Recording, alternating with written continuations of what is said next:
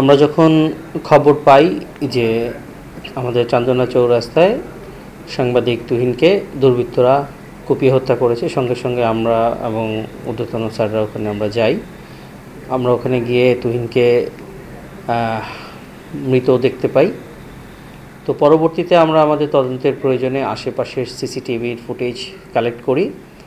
তো আসলে আমরা ওই সিসিটিভির ফুটেজে কালেক্ট করে আমরা যে জিনিসটি জানতে পারি সেটি হচ্ছে, সিসিটিভির ফুটেজ আমাদেরকে যেই তথ্যগুলো দিয়েছে সেক্ষেত্রে একটি নারী একজন পুরুষের সাথে কোনো একটা বাকবিতণ্ডায় জড়িয়ে যায় রাস্তায়।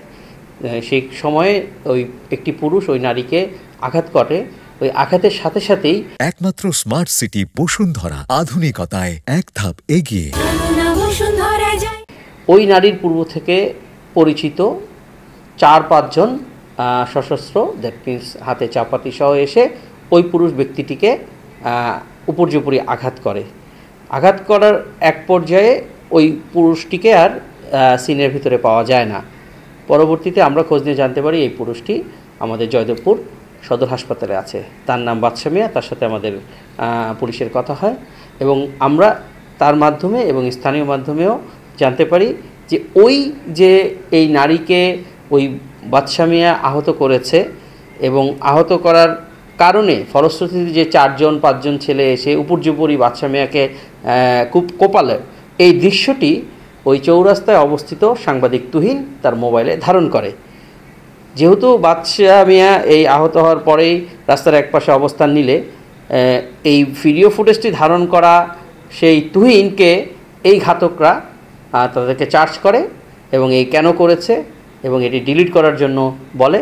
এবং এরই এক পর্যায়ে যখন তুহিন ডিলিট করতে চায় না কিংবা ভিডিওর বিষয়টি অস্বীকার করতে চায়, তখনই তারা ওই অবস্থাতেই ক্ষিপ্ত হয়ে তাকে উপর্যুপরি আঘাত করে মেরে ফেলে।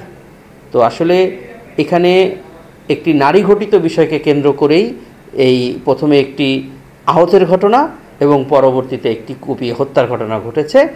এর বাইরে আমাদের তদন্তে অন্য কিছু উঠে আসেনি। আমি আবারও বলেছি যে সিসিটিভির ফুটেজটি আছে, সেই সিসিটিভির ফুটেজটি ভালোভাবে পর্যবেক্ষণ করে আমরা প্রাথমিক যে তথ্যটি পেয়েছি যে একটি নারী ঘটিত বিষয়ের দ্বন্দ্বকে কেন্দ্র করে কিছু উচ্ছৃঙ্খল দুর্বৃত্ত যুবক প্রথমে বাদশা মিয়াকে উপর্যুপরি কুপিয়ে আহত করে। এই সিসিটিভির ফুটেজটি যখন সাংবাদিক তুহিন ধারণ করে, এই ধারণ কেন করেছে, কেন ডিলিট করছে না, এরকম এক বাকবিতণ্ডার পর্যায়ে এসে তুহিনকে উপর্যুপরি আঘাত করে মেরে ফেলা হয়। এটিই ছিল এই সিসিটিভির ফুটেজ এবং আমাদের গোপন এবং গোয়েন্দা তথ্য প্রাপ্ত তথ্য। আমরা আমাদের সিসিটিভির ফুটেজে আমরা ঘাতকদেরকে আইডেন্টিফাই করতে পেরেছি। তদন্তের প্রয়োজনে আমি নামগুলো ডিসক্লোজ করতে পারছি না। আমরা আশা করি অচিরেই এদেরকে আমরা গ্রেফতার করতে পারবো, তবে প্রকৃত সত্যটি আপনাদের কাছে উপস্থাপিত হবে।